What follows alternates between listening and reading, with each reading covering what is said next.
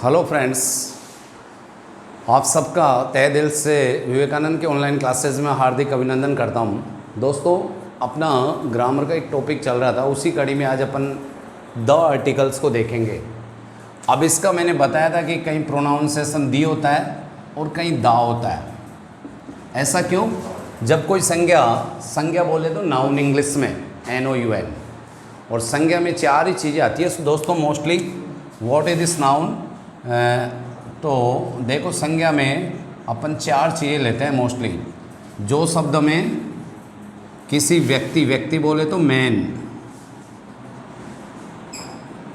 व्यक्ति से बड़ा होता है प्राणी में गाय जानवर सब आ जाते हैं जिनमें श्वसन क्रिया होती है, जिनमें गति होती है।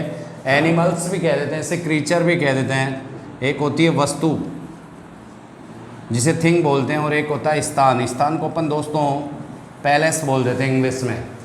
जो शब्द में व्यक्ति प्राणी वस्तु स्थान का बोध कराए उसे हम संज्ञा कहते हैं, इसको इंग्लिश में नाउन कहते हैं। ये एक अलग से अपना होने वाला टॉपिक है जिसे अपन थोड़ा सा रुक के लेंगे। अलग वीडियो लेक्चर में इसको ढंग से संज्ञा के प्रकार, काइंड्स ऑफ नाउन, ये सब देखेंगे दोस्तों। अब यहाँ द आर्टिकल्स अपन देख रहे हैं दोस्तों। AN को मैंने अपने पूर्व वीडियो लेक्चर में क्लियर करा दिया। द क्या है? अपने आप में एक डेफिनेट आर्टिकल्स है दोस्तों। आर्टिकल्स के दो रूप बताए थे मैंने, इंडेफिनेट आर्टिकल और डेफिनेट आर्टिकल। वही बात कि आर्टिकल्स तीन हैं, AN और द। इनका प्रयोग वाक्य में संज्ञा से पूर्व किया जाता है, इसलिए इन्हें संज्ञा बोधक शब्द कहते हैं, क्योंकि संज्ञा से पहले आते हैं और संज्ञा का बोध कराते हैं कि वाक्य में जिस संज्ञा की चर्चा हो रही है वो एक वचन है या बहुवचन है। अब दोस्तों, द आर्टिकल्स A और N के अपने अपने छोटे छोटे तीन नॉर्म्स हैं, और उन तीन नॉर्म्स को भी मैंने एनालिसिस कर दिया था कि जितनी भी संज्ञाएं जो स्वर जैसा उच्चारण दें, हिंदी के स्वर जैसा। हिंदी के स्वर कौन से होते हैं?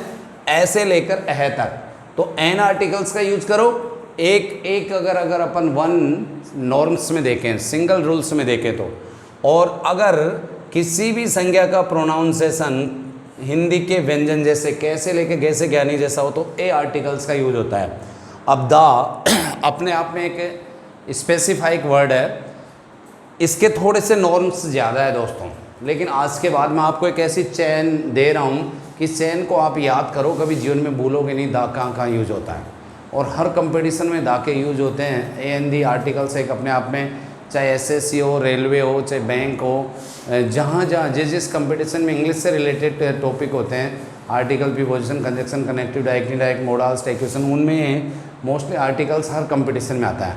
द को याद करने का एक ही तरीका है। पहली बात तो ये ध्यान रखो दोस्तों कि द एक निश्चित संज्ञा से पहले आता है, डेफिनेट नाउन से पहले, जो संसार में स्थायी हो और जिसे ज़्यादातर सब लोग जानते हो, सर्वविदित हो।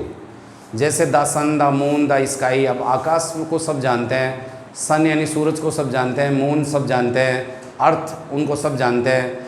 तो द अपने आप में उन संज्ञाओं से पहले आती है जो एक ही हो और सर्वविदित हो, स्थायी हो। तीन बातें ध्यान रखो आप। फिर भी इसको अपन ने एक बढ़िया सिस्टम से एक चैनल में याद करने का एक फॉर्मूला दिया है कि सबसे पहले मैं ये कहता हूँ आकाश में पहुँच जाओ, और आकाश से संबंधित जितनी वस्तुएं जैसे चांद हो, सूरज हो, तो द मून, द सन, जैसे तारे होते हैं तो the star, the sky, the clouds, बादल, उनसे पहले भी द का प्रयोग किया जाता है दोस्तों। यहाँ तक कि आकाश से नीचे देखते हैं तो अपनी पृथ्वी दिखती है तो द अर्थ। तो आकाश से संबंधित द गैलेक्सीज जितने भी अपने उनका आकाश गंगाएं हैं, उन सबसे पहले भी द पोलर स्टार, ध्रुव तारा भी आ रहा है तो द का यूज़ करेंगे अपन दोस्तों। तो जितनी भी आकाश से रिलेटेड चीज़ें हैं ज़िंदगी में, याद रखना कि द का प्रयोग करना है। सुनील जी सर ने बताया था, आकाश से आप कूदोगे ज़मीन के लिए, लेकिन अटकोगे कहाँ? पहाड़, पर्वत, चोटियाँ, घाटियाँ। तो जितनी भी पहाड़, पर्वत, चोटियों, घाटियों के नाम से पहले भी द का प्रयोग किया जाता है। मोस्टली इसके 15-16 रूल्स हैं, उनको एक चेन में अपन याद कर रहे हैं कि पहाड़, पर्वत, चोटियों, घाटियों के नाम से पहले भी द का, जितने भी पिक्स है, the Guru Shikhar, the Himalayas, इन सब से पहले द का प्रयोग किया जाता है दोस्तों। अब ये नदियों, नोटाक्स, नदियों का उद्गम स्थल है पहाड़, पर्वत, चोटियाँ। स्रोत किसे कहते हैं? जहाँ से कोई चीज़ मिलती हो। जल के स्रोत कुएं, बावड़ी, नदी, झरने, तालाब, नदियाँ, ये जल जहाँ से मिलता है अपन को, ये जल के स्रोत है। तो पहाड़ों, पर्वतों, चोटियों से तमाम नदियाँ निकलती है तो the Ganga, the Yamuna, the Kaveri, the Nile, the Mississippi, the Amazon, अपने यहाँ की नदियों, वर्ल्ड की नदियों, उन सबसे पहले नदियों का नाम जहाँ कहीं भी देखो द का प्रयोग होना है। एक चैन चल रही है दोस्तों, इसके माध्यम से देख रहे हैं अपन, नदियों में जब पानी बह के आ जाता है तो पत्थरों से निकलता है तो एक आध्यात्मिक संगीत दोस्तों निकलता है। इसीलिए ऋषि महात्मा संत ऋषियों ने नदियों के किनारे बैठ के तप किया। बिस्मिल्लाह खान ने यमुना नदी के किनारे बैठ के शहनाई का वादन किया, प्रैक्टिस की, रियाज किया। और ऋषि महात्मा भी कंदराओं में, हिमालय की जहाँ से पानी संगीत छूटता हुआ जा रहा है आध्यात्मिक, वहाँ बैठते हैं।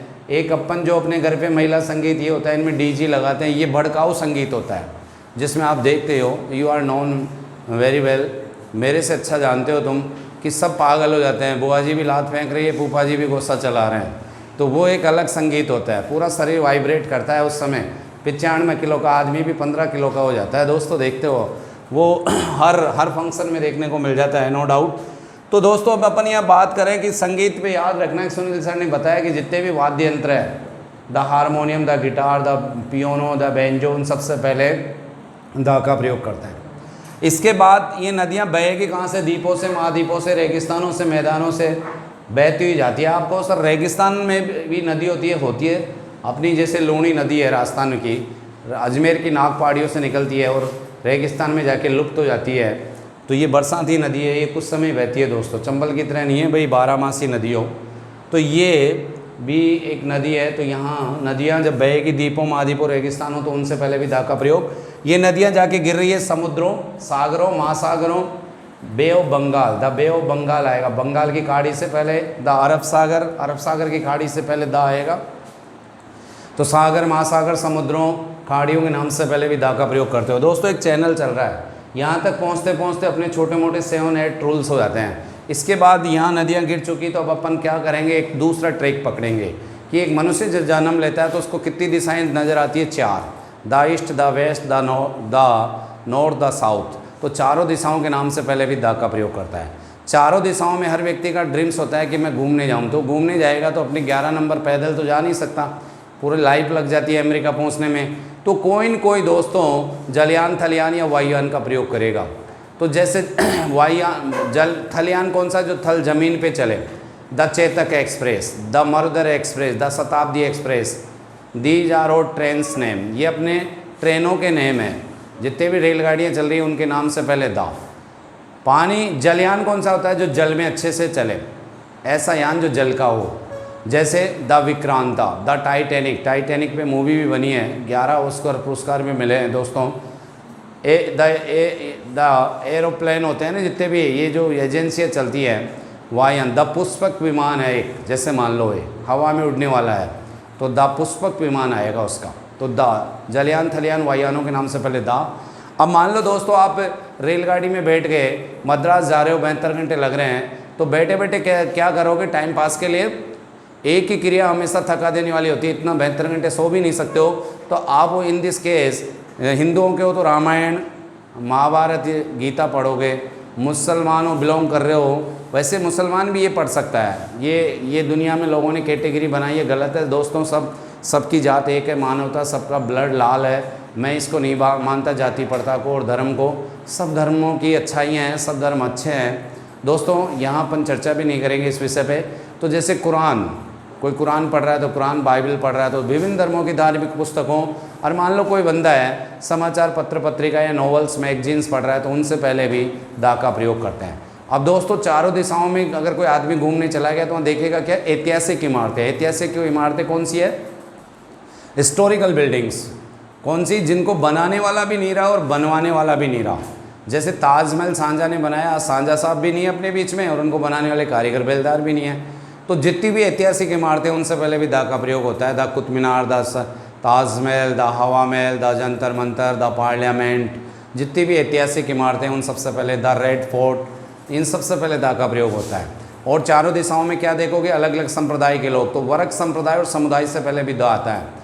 The Hindus, the Indian, the Chinese, इन सबसे पहले।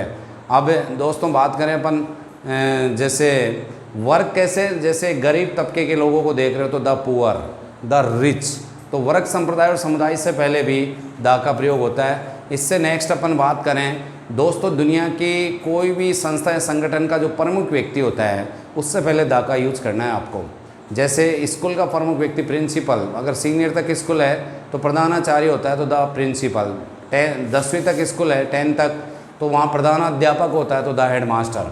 जैसे बोर्ड में सचिव तो द सेक्रेटरी, अपने ज़िले का प्रमुख जिला कलेक्टर होता है तो द कलेक्टर, जिलाधीश हिंदी में बोलते हैं कलेक्टर, द मेयर। तो किसी भी संगठन या समुदाय का प्रमुख व्यक्ति जो होता है संस्था का, उससे पहले भी द का प्रयोग होता है।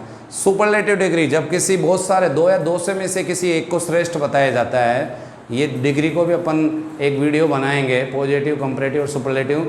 सुपरलेटिव डिग्री द, जैसे अपन कहें कि Rupal is the tallest girl in her class, अपनी कक्षा में सबसे लंबी लड़की है तो द का प्रयोग होगा, टॉलेस्ट से पहले द।